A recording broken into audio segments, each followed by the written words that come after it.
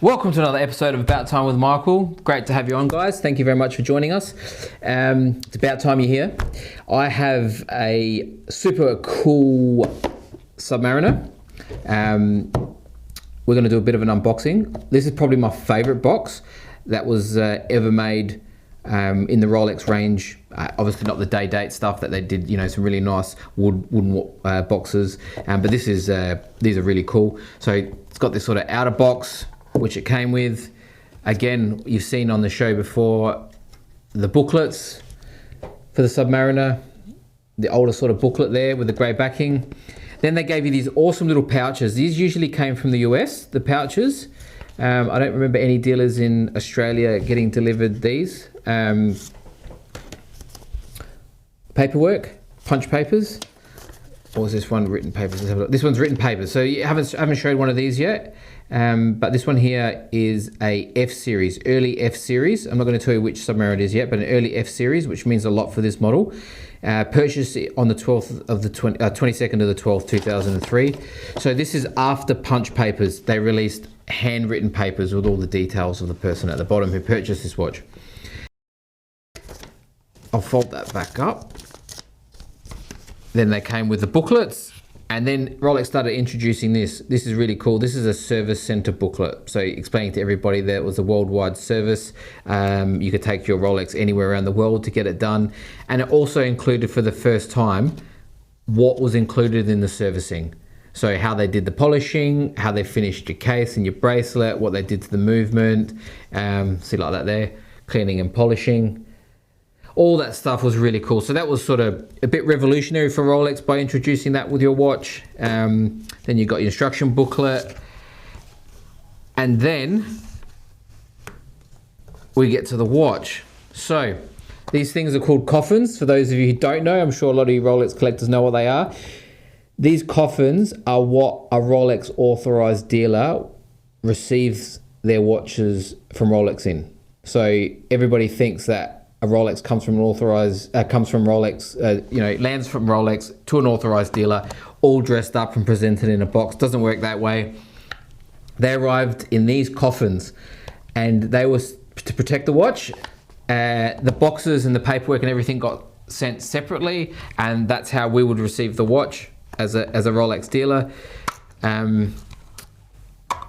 This is the coolest watch. I talk about investment watches a lot.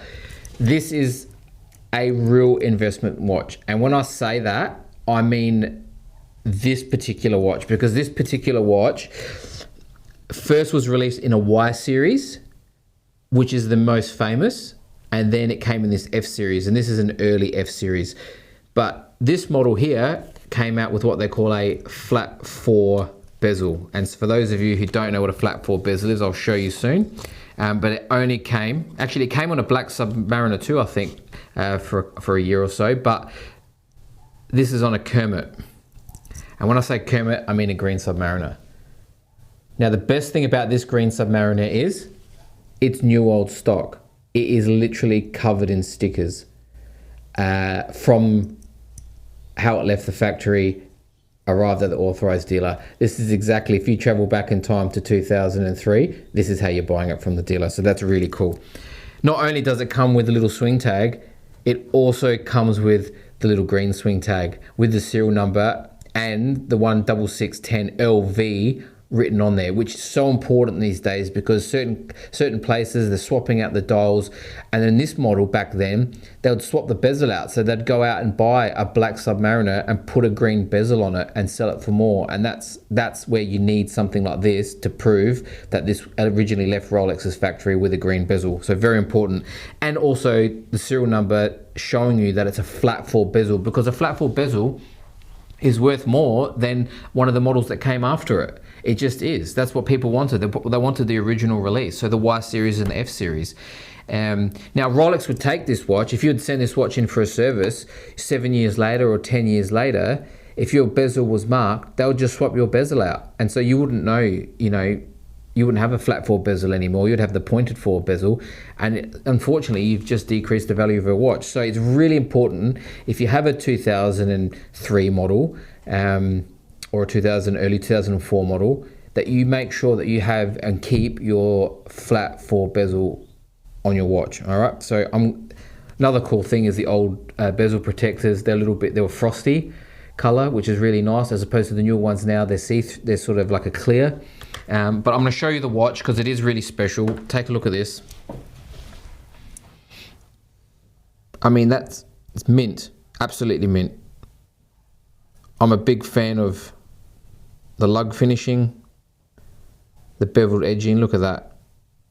I mean, yeah, the best bit is, I'll turn it on the side. You can see all the case stickers on there. Look at that. So good. So good. This bit gets me. That's what Rolex used to put on their case back. Beautiful little green hologram Rolex sticker there.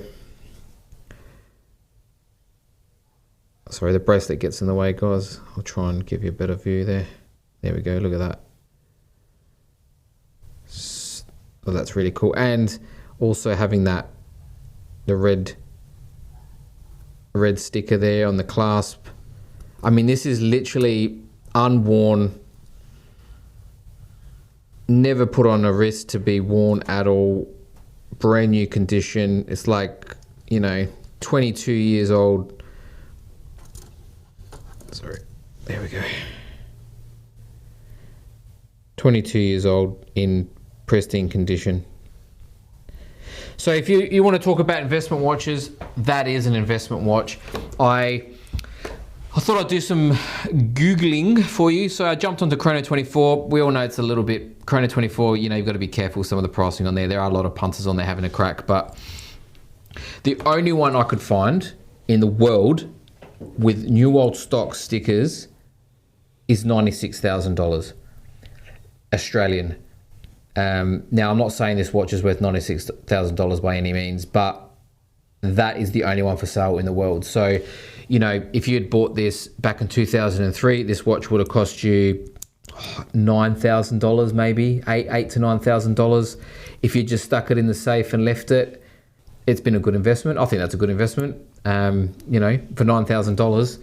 Yeah, you could have put it into other things like, shares and all that sort of rubbish. But you know what? You wouldn't be able to go to the safe or the safety deposit box and pull out a nice Kermit and have a look at it. So for all those guys out there saying watches aren't an investment, that's proof that it is an investment if you buy right. And not only is it an investment, it's a bloody good thing to look at. It is stunning to see. I see lots of these. I see them beat up. I see them worn, which is probably how they should be, considering they're a Submariner. That's what they should be used for, being worn, and for diving and for all that sort of stuff. But let's be realistic. Every now and then, it's nice to see a mint, new old stock condition one. So that's probably one of my most favorite watches. All you guys out there that have one of these on your wrist, kudos to you. Well done. I think it's a good looking watch. They do make a new model called a Starbuck. That's the nickname for it. It's okay. I like it. It's a beautiful looking watch. But for me, a 5-digit Submariner is the one I'd be going for. So that's my take on that one. Join us next week. I'm going to bring out a V Series Sea Dweller, which is another good investment. I think it's unbelievable if you can find one. It's a great buy, but you got to buy it right. And if you can get a new old stock one, again, even better. I have a V Series. I wear it. I use it. I think it's a fantastic watch. So tune in next week to watch that one. See you guys soon.